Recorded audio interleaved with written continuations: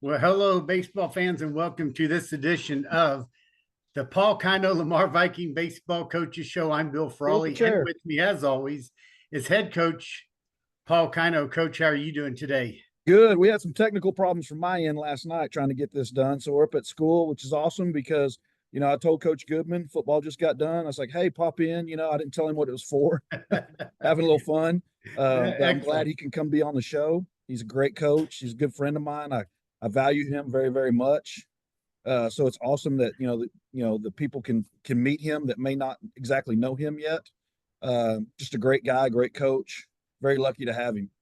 Remind me, how many years has Coach Goodman been part of the baseball program? I think four. I Hasn't it been think four? that's what I was thinking, but okay. Well, whenever you're ready and he's ready, have him Yeah, slide on let's in. go. Let's Okay, go. Coach Goodman. He's eating, so he's. Oh, Lunchtime, but I'm here. hey, well, it's good to see you. Good to see Um, you. one thing that's on everyone's mind is weather, obviously. So, cold weather, not even precipitation, has caused for a readjustment of some of the schedules for this week coming up. Just real quickly, we're recording this on a Thursday. There would have been JV tournament at home at Lamar, but cold weather, no, none of that tomorrow. Abbreviated schedule for Saturday. Yep. What's happening with varsity now? Well, I'm glad we didn't talk last night because it changed a lot since then. Okay, Varsity, the tournament's canceled. It's weird. UIL has some rules, and you're not allowed to play more than two ball games in a day, and so therefore, if you can't play Friday, Saturday, like they'd sent us a schedule for Friday, Saturday, we had one game on Friday, two on Saturday. And but with it going to be really, really cold still tomorrow, they went ahead and canceled it. So what happens is if you get more than two teams together, if you have three teams that come together to play, like say us and Louisville and Flower Mound, they're not in the tournament, but Flower Mound, we'll just throw them out there. If we all come together and we play, UIL counts that as a tournament. Even though we're only playing two games, we're playing Louisville a game, we're playing Flower Mound a game. It's still they count it as a tournament because it's more than two teams. So therefore, you would lose a game because a tournament is worth three ball games. So it's a little weird in that aspect. So most people they go ahead and they just drop the tournament and they get a double header, and you still have an extra game to pick up. So right now we went ahead and I found a team. We're going to play Burleson Centennial Saturday in a double header. We're going to play at Centennial. We're going to play at 11 and 1 o'clock. I'd love to play at home, but we got the JV tournament going on, so we're going to go over there and play. So we have some games. We need to play some games, but it's better than not playing at all. So well, definitely so. And I think we've mentioned this before. I think it's very important for families, players at all three levels know you guys work so hard to get makeup games whenever a tournament or part of a tournament or even just a regular game is canceled. JV district, I mean, varsity district, it's going to be made up. yeah, But again, JV2, freshman, y'all work so hard to get makeup games for these guys to get as many games. I just want people to realize that. we do. I mean, playing is important. I mean, it's important to the kids. It's important to us. It's important for their development. Uh, you never ever want to lose ball games. Definitely. All right. So you're going to have a doubleheader at Burleson Centennial on Saturday. Yes. What does this do, if anything, differently than, say, how you would prepare for, quote, a tournament where you're going to have 3 to 5 games? Now you got 2 games in one day. Will there be anything different in how you put out pitchers or anything else? Well, I mean, probably we talked to Coach Goodman, but we talk a lot. It's just not everybody's going to throw. You're only playing 2 ball games. Not everybody's going to play. I feel bad. I don't feel great about that aspect, but it is varsity baseball. We're going to play the kids that right now have proven that we think they're the best because of what they've done in practice and what they've done in scrimmages. All obviously there'll be a couple kids, a couple changes in the second game, but that's what hurts. I feel bad about it as a coach, but again, it's different at the sub varsity levels where you're going to play more people. Obviously, like we talked about before, at the freshman level or the JV2 level, you're going to play everybody because we don't know them yet. I mean, we have a good idea somewhat from fall and different things, but guys are going to get more playing time. And then as the JV goes, as we know them more, they've had them for a year, it goes down. We kind of know who the real good players are, and they're going to play a lot of the games. And then there'll be some shuffling at other positions. When we get to the varsity level, we know these kids. And, I hate saying this, but just because you're on the team, that doesn't mean you get to play. You have to earn your playing time.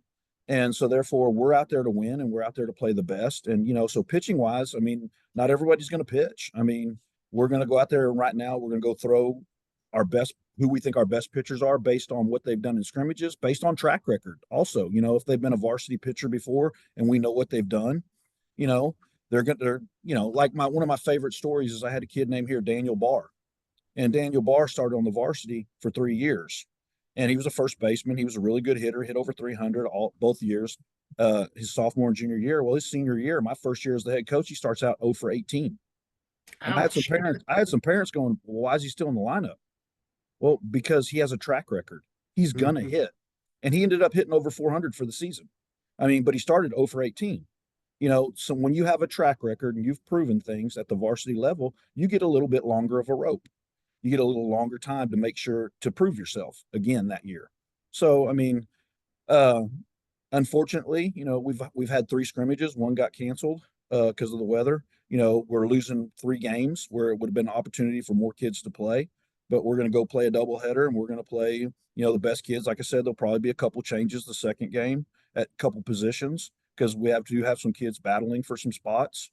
But overall, probably the starting lineup, majority of it will be the same. That's got to be a tough challenge. I know it's tough for players because I had 2 sons go through the program. One went on to play in college, and not just from them, but others. Man, they go through hitting slumps. They go through fielding slumps, pitching slumps. That's got to be tough for them, but also it's got to be tough on the coaches, especially. I know you don't let parents and people sway you, but it's got to be challenging when you're thinking, okay, how long will this last? How long will this, I trust the coaches that I have. I trust their input. Ultimately, like we've talked about before, I make the decisions at the end of the day. So I answer for everything what we put out there. I answer for, but I do value their opinions. I think about what they tell me. But ultimately, I think we have a pretty good, pick on what it is. We usually have one kid that really surprises us each year. And goes out and does something that we're not quite sure that they can do, or we think they have the potential, but they've never shown it. And, that's what stinks about losing 3 ball games is you lose that opportunity to give kids opportunities to show who they are and show who they are in a game. Ultimately, you win your playing time in practice. That's shown in and out throughout every single day. Usually it doesn't change that much from practice to a game. If they're hitting well in practice, usually they hit well in a game. If they feel well in practice, usually they feel well in a game. But I mean, there are surprises every now and then. And I mean, Sure. That's what we want. And I love that. So, I mean, you hate losing these games that you could give kids some opportunities. Definitely. Well, speaking of trusting your coaches, we've got Coach Goodman here. Why don't we bring him in? And hey, Coach Goodman, how are you doing? I'm good. How are you, Mr. Frawley? I'm doing well, doing well. I've got one of my pups jumping in and out of my lap, and I thought I recognized the sound. I heard him back there in the background. Yeah, I'm trying to get her to be quiet, but anyway. Well, Coach, tell us a little bit. This is your 4th year, I believe, as we said before, coaching with the baseball program. You also coach football. What does it mean to you to be a Lamar Viking coach? Growing up, I grew up in Arlington. I'm a Martin graduate. Lamar has always had, still does, a mystique about it. Their accomplishments in the past have developed a reputation, that all we're doing is building on that reputation. It means a lot to be a part of something as successful as Lamar has been in both football and baseball. So I'm just blessed to be here. Every day it's a blessing to come to work and love the kids I'm around, love the school. Great place to be. And I'm very lucky to have Coach Goodman. I mean, like I said, when he came aboard, I was calling the pitches and working with the pitchers. And all of a sudden I started listening to him talk to pitchers. And I was like, hey, we speak the same language. You know what you're talking about. Take a load off of me. Go do this. And I totally trust him. I trust what he does. And he's just a great coach. I'm lucky to have him. Well, go ahead, Coach Goodman. What were you going to say? A lot of love right there. That's nice. Well, definitely. And I've noticed that up in the booth over the years where for the last 3-4 years, whatever, Coach Goodman goes out to the mound to talk to the pitcher. Usually you go out sometimes also or whatever instead. But that I can see where that does take some pressure off of you. You can focus on some different things, Coach Kino. So Yeah, and it's just a lot of trust. I mean, like I said, I trust him. He does a great job with the pitchers. He knows what he's doing, and that's his realm. So let him go talk to the pitchers when they get in trouble. Let him deal with them. He has a great rapport with the kids, and he has a great rapport with the pitchers. So let him go do that. Every now and then, I'll go out there. Probably I may overstep my bounds a little bit, but go out there and say something. But overall, I mean, I'm just like I said, I'm blessed to have him. I have a great coaching staff, so I'm very blessed. Well, Coach Goodman, when you go out for a mound visit, what are some of the things? Do you ever say anything that's not baseball related? Do you ever just try to get a pitcher out of his funk or whatever by talking about something else, or what do y'all talk about? Well, generally, it's try to reset them, refocus them, get them in the right mindset. Young people, old people too. Something negative happens to us, and our response to it isn't.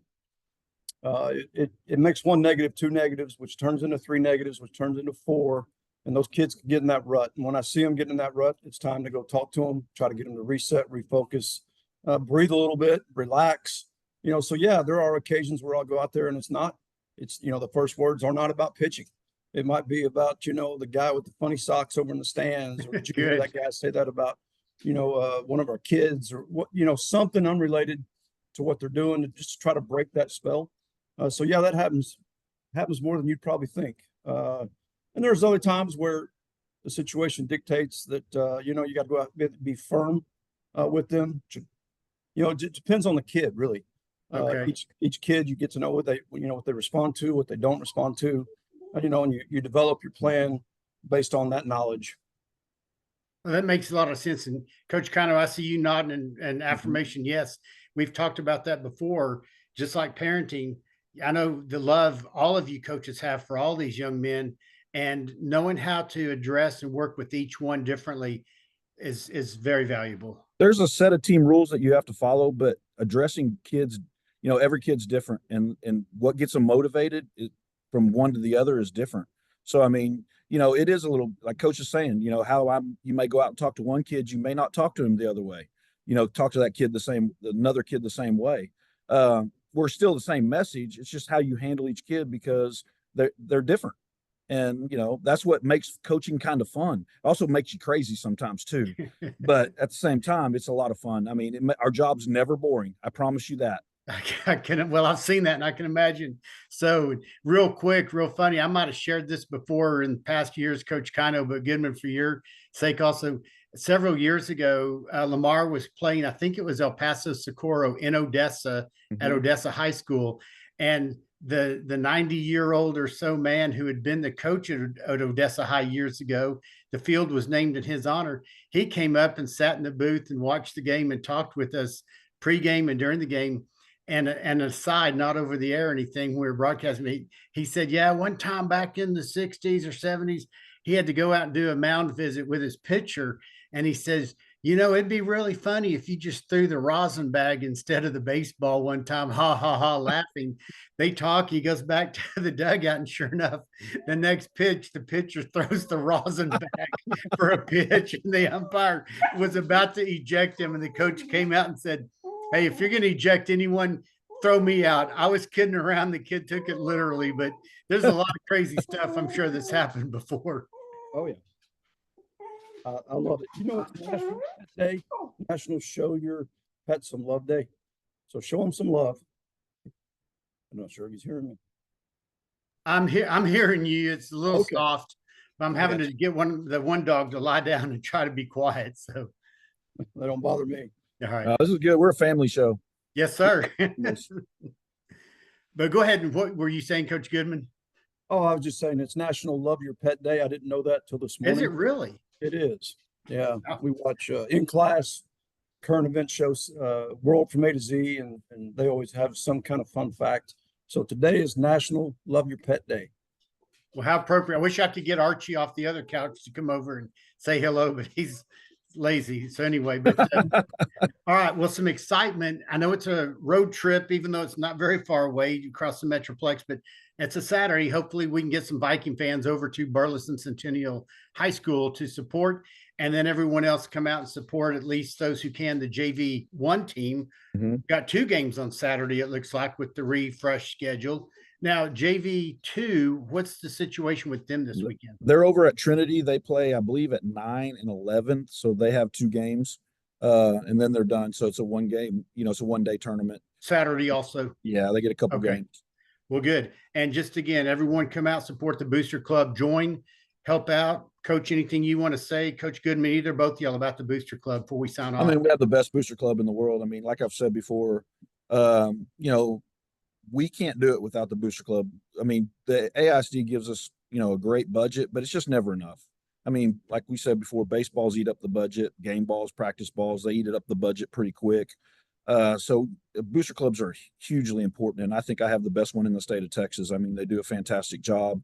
They get us the things we need to give. They supply the money and make the money so that our kids can have whatever that we need to get at them. So, I mean, we really appreciate everything they do. I do.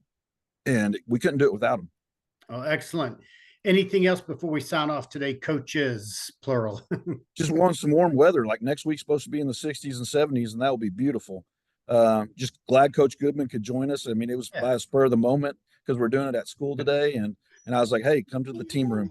And like I said, I didn't tell him what it was about, but, so just glad he could be here. He seemed to roll with the flow just like you do. Anything else? Oh, he's good. He's good. Anything else, Coach Goodman? Since it'll be probably my only appearance on the Coach Kino show, just the group of guys that they're working, the pitching guys, wonderful group, probably the hardest working group I've had in the 4 years since I've been here. They buy into what we're doing. They go get their stuff done. It's kind of becoming what the culture we talk about, being player led instead of coach led. That's starting to happen. It's really exciting to be around. Got some really good dudes this year. All of them, every single one of those guys, all 9 of them have great potential, and each one of them is going to contribute this year to the success of us. So I want to shout out those guys. Love you guys, and I'll see you guys at the ballpark. Excellent stuff. Well, you've probably heard Lola in the background.